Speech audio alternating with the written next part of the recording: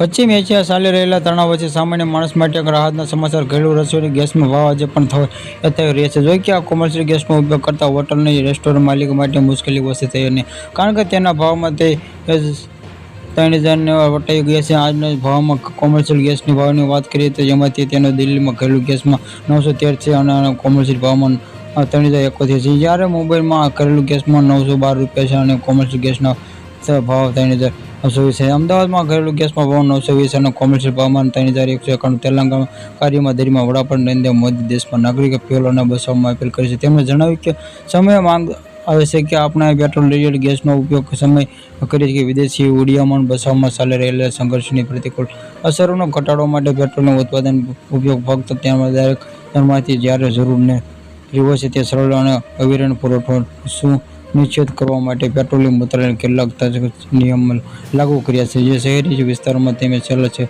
Cylinder પછી દિવસો વહેલા બીજો સિલિન્ડર બુક કરી શકો છો નહીં. પહેલા આ સમયગાળો 21 દિવસનો હતો, તે ગ્રામીણ વિસ્તારોમાં સમયગાળો 45 દિવસ રહેશે. ઘરેલું ગેસને કાળઝાળ બજારની રોકવામાં એના માટે સરકારે 98% ઓનલાઈન બુકિંગમાં 96% ડીએસસી ડિલિવરી એમાંથી